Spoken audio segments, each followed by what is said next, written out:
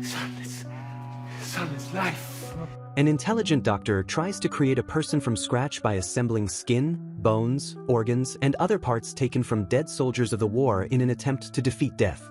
The movie begins far up in the northern Arctic in the year 1857. A ship heading toward the North Pole, led by Captain Anderson, gets stuck in the thick ice. One of the sailors calls to the captain, asking what they should do. The captain says they must keep going. The sailor argues that the crew is exhausted. The captain steps forward and tells the men that they must keep working because they have accepted this mission and must reach the North Pole. The crew agrees and prepares to continue. Later that night, someone alerts the captain that there has been an explosion. He orders several men to join him. Using only the fire's light to guide them, they head toward the sound and find the snow covered in blood. Some of the men call out. They have found someone alive but badly injured. When they look closer, they notice the man has a prosthetic limb. The injured man is Victor Frankenstein. They carry him back to the ship. Right then, strange growls echo through the icy air, and the men rush back to defend the ship. They fire their weapons as a mysterious creature approaches. It has incredible strength and can heal its wounds instantly. Even after being shot multiple times, it keeps coming. The bullets clearly do not affect it. The captain runs to get Victor. The creature keeps moving toward the ship, killing several crew members and shouting for Victor. It demands that the men hand Victor over. The crew tries to fight, but the creature reaches both the captain and Victor, screaming the name Victa. At that moment, one of the sailors fires a stronger weapon, knocking the creature down. Everyone believes it is dead, but it gets up again and begins pushing the ship, almost tipping it over. Another sailor fires again, but the shot hits only the ice. The ice cracks, and the creature falls through into the freezing water. Moments later, the ship's doctor gives Victor a herbal medicine to help him recover. Victor asks where he is and how many men the creature killed. The captain answers that 6 men are dead. Victor warns that the creature will return and kill more. The captain argues that it fell into the water, so it must be dead, but Victor insists that the creature cannot die and that he has already tried to destroy it himself. He begs them to let him deal with it if it comes back. Before the whole crew, Victor reveals a shocking truth. The captain asks, "Who could have created such a monster?" Victor answers, "I did." Now dressed in clean clothes but still wounded, Victor tells the captain that he will explain everything. He begins by saying his name is Victor Frankenstein, a name his father gave him, meaning conqueror. His father was a baron and a famous surgeon, a wealthy doctor respected by many. He married Victor's mother for convenience because she had a large dowry and could raise his social status. Victor explains that his father was absent for most of his childhood. But whenever he came home, everyone had to obey him. During one meal, Victor watches his father hand his mother a piece of raw meat. Later that night, as Victor prays, he hears his parents arguing. His mother then enters his room and hugs him tightly. Victor continues by saying that his father hated both him and his mother. We see Victor with his father during a lesson about the heart and the human body. His father asks him a question, and when Victor cannot answer, he decides to punish him. Victor reaches out his hand to shake his father's, but his father says they can no longer do that. He tells Victor that his hands will now be his tools for work. With a proud and cold look on his face, he strikes Victor across the face and reminds him that he carries his name and reputation and must never forget it. A few days later, his father leaves again. While Victor and his mother are playing, she suddenly starts to complain about a sharp pain. Worried, Victor calls for his father. The man rushes in and demands water and clean towels. As the servants help her, Victor tries to hold on to his mother, but his father pushes him aside. Then they hear his mother let out a heartbreaking scream. In the next scene, we see that she has died. Victor is devastated. He walks away from her grave and cries alone. We then see Victor's father with his brother William, also called Guillermo, who grew up close to nature. The idea that his father allowed his mother to die eats away at Victor. One day, determined to confront him, Victor asks him directly. His father denies it and says that no one can defeat death. Victor firmly answers that he will defeat it, that he will learn far more than his father ever did. And that night, he feels like a new person has been born inside him. Victor continues explaining that although he had moments of success, his downfall came quickly. Riots and fires destroyed his family's land, causing him to lose all his wealth, and with it, his father.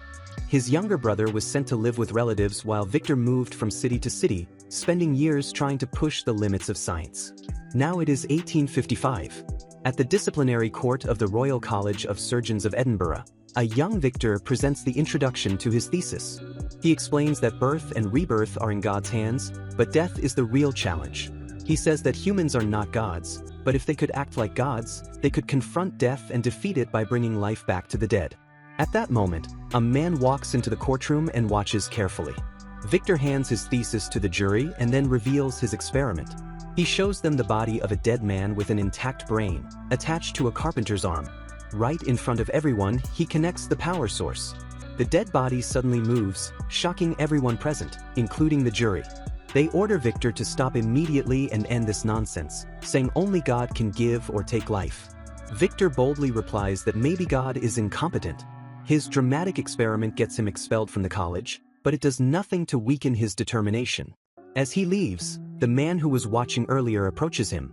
He introduces himself as Henrik Harlanda, an arms dealer. Harlanda asks for a moment of Victor's time and mentions that Victor's brother William has sent him a message. Victor agrees, and they enter a nearby home. Victor asks if William will be coming too. Harlanda confirms he will and adds that William has become successful in finance. He then praises Victor's demonstration at the court but questions his fiery passion, asking if he can control it. He even calls Victor Prometheus. Victor thinks about leaving, but Harlanda convinces him to stay.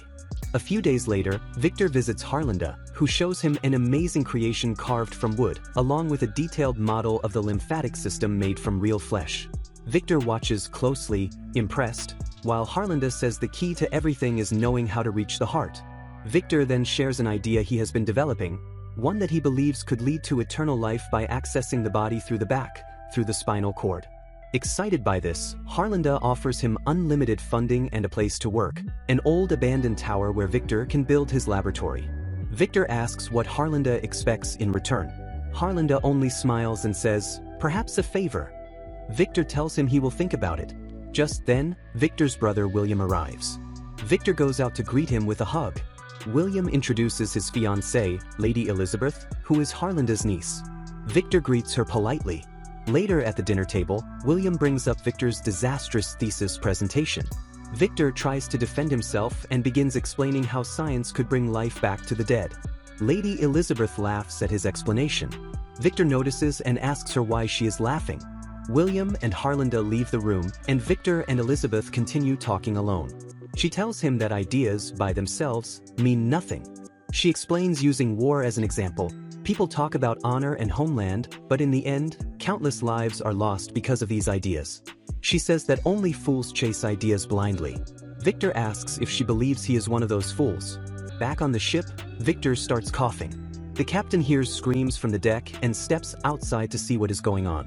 One of the sailors tells him that everyone is scared and wants to throw Victor off the ship, but the captain insists that Victor is under his protection. Victor goes on with his story, saying that a few weeks later, he went with William and Harlanda to see the abandoned tower. The moment he saw it, he felt as if destiny was calling him. Harlanda tells him that anything he needs will be provided. Overjoyed, Victor starts listing everything required for his work: a cage, high-voltage columns, and many other pieces of equipment. He asks William to help him build the laboratory. Harlanda approaches him, and the two confirm their agreement with a handshake. Next, we see Victor at a public execution, choosing new test subjects from among the condemned prisoners. From afar, he notices Elizabeth in the crowd. Curious, he quietly follows her to a church. There, he enters the confessional booth and pretends to be a priest. Elizabeth confesses that she feels hatred toward her fiancé's brother. Confused, Victor asks her why. That is when he pulls back the confessional curtain and reveals himself to her. Later, we see Victor and Elizabeth at a restaurant. Victor asks what book she bought, and she tells him to guess. He assumes they must be romance novels, but she opens them to reveal they are books about insects.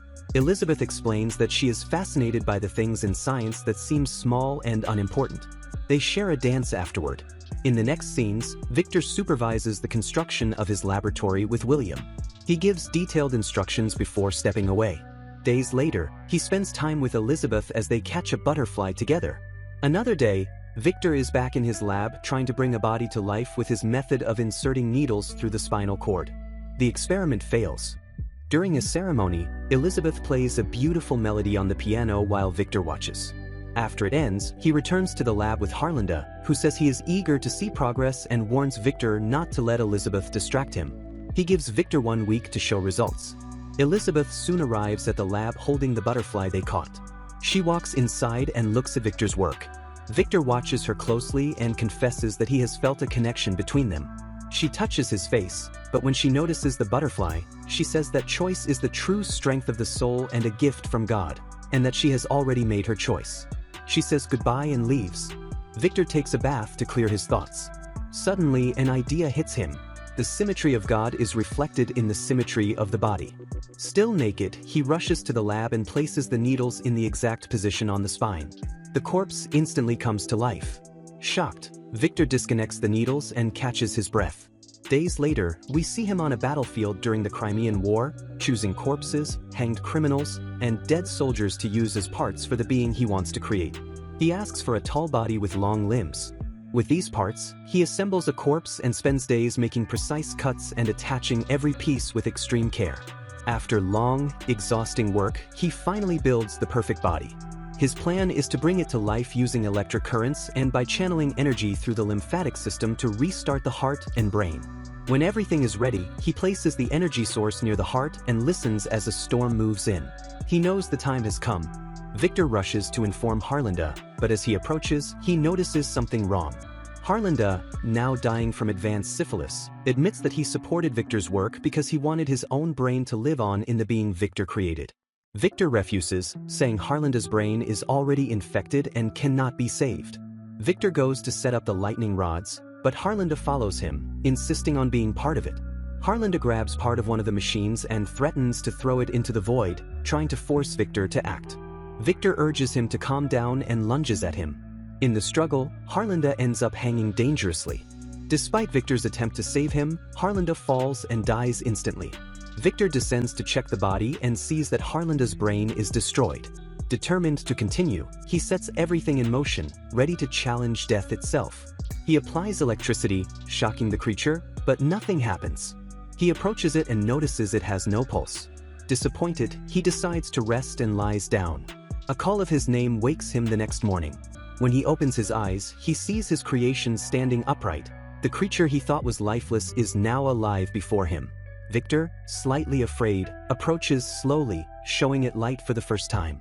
The being only imitates his movements. Victor introduces himself. In another scene, Elizabeth is with William, who is going through letters until one catches his eye. Back with Victor, he leads the creature to the deepest part of the tower and chains it before leaving. He sits on the stairs, thinking about what he has unleashed. Later, Victor is with the captain. He says he isn't sure if it even makes sense to share his story. The captain replies that he doesn't know if it makes sense either, but he still wants to hear it. Victor tends to the creature's wounds. The creature shows incredible strength and can heal quickly. Exhausted from working without sleep, Victor tries to get it to say something beyond his own name. When it fails, he becomes frustrated, and the creature reacts. At that moment, his brother arrives with Elizabeth. Victor lets them in, then grabs Elizabeth's arm, telling her he will show her everything he has done. She pulls away and asks about her uncle, Mr. Harlinda. Victor avoids the question and takes William to see what he has created. Meanwhile, Elizabeth hears the creature and approaches it. She examines its wounds and questions Victor about how he is treating it. Victor then leads her and William to see the creature up close. He explains that he created it and that it is chained for safety. William asks about the creature's intelligence while Victor watches Elizabeth carefully.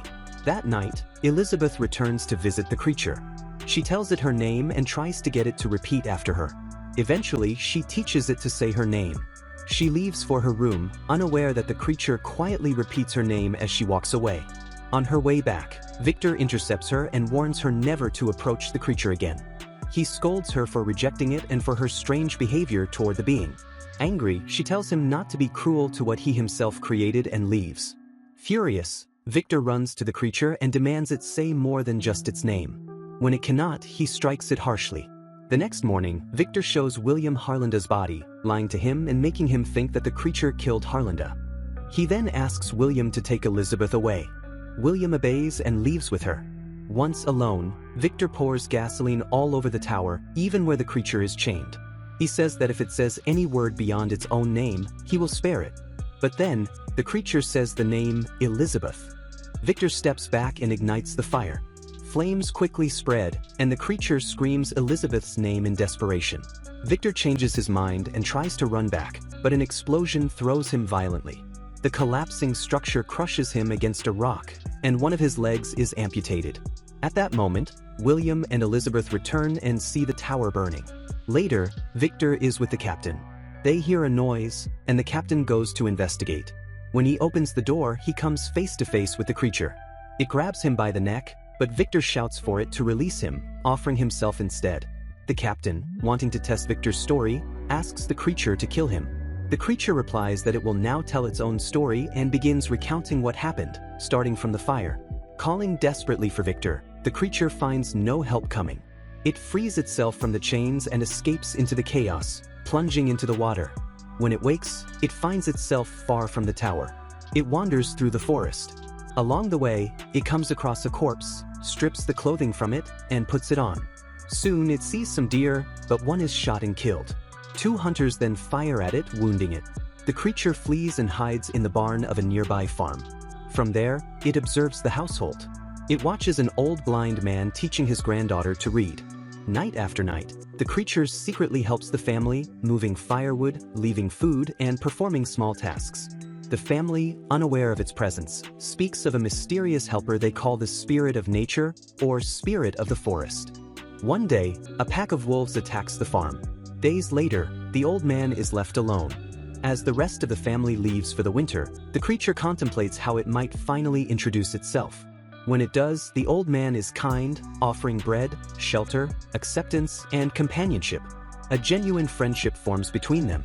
Over time, the old man teaches the creature to read and speak fluently. Its first book tells the story of Adam and Eve, the fall of the tower, and God's wrath. Through the old man, the creature learns more about humanity. One day, while talking, the old man asks if it remembers anything from its past. The creature says it only has fragments: sand, fire, heat, cold, and one word that echoes in its mind: Victor. The old man advises it to search for that memory. The creature followed the old man's advice and returned to the ruins of the tower. There, it found letters and notes that revealed the truth about itself. For the first time, it read the full name of its creator, Victor Frankenstein. Determined to act, it went back to the farm to say goodbye to its friend.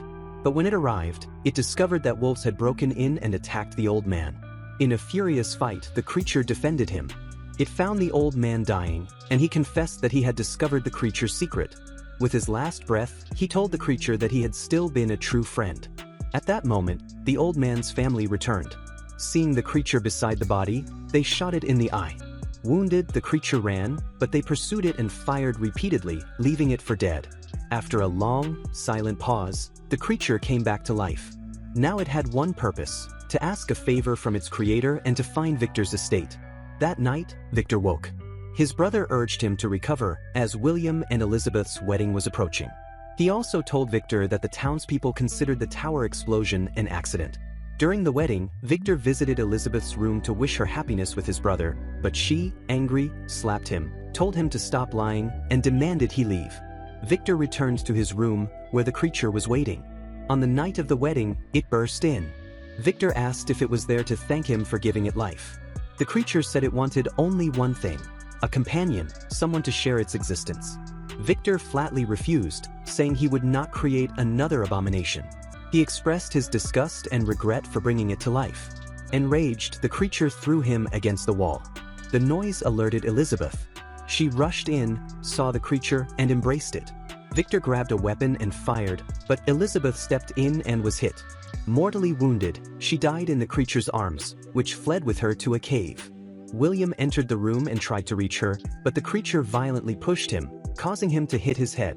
Victor rushed to his dying brother, promising to save him, but William confessed that he had always feared Victor, afraid of his ambition and desire to control life and death. Before dying, he called Victor a monster. Victor chased the creature to the far north. The creature recounted that it had followed him until nothing remained of his world, just Victor and itself. Later, Victor took refuge in a tent. When the creature approached, Victor fired at it, but it grabbed him and dragged him outside. Victor tried to strike back, but the creature disarmed him. The creature grabbed a stick of dynamite and said, "Light it and pray for my death, or I'll come for you." Victor lit the fuse and ran. The explosion engulfed the creature, which survived, gravely wounded. Once again on the ice, the creature stood before Victor. "Here we are," it said. Exhausted, it stepped closer and took Victor's hand. With his last breath, Victor called it his son and asked forgiveness for his cruelty. The creature forgave him, saying that as long as it lived, it could do only one thing: live. Then it asked Victor to say its name, the name that had once meant everything to him. The creature spoke the name Victor and kissed his creator's forehead. Moments later, the ship's captain ordered the crew to stand back and let the creature emerge. In gratitude, it pushed the ship, freeing it from the ice that had trapped it. Captain Anderson stopped the pursuit and told the crew they were heading home. Finally, the creature gazed at the sunrise and, as Victor had taught it, extended its hand toward the sunlight.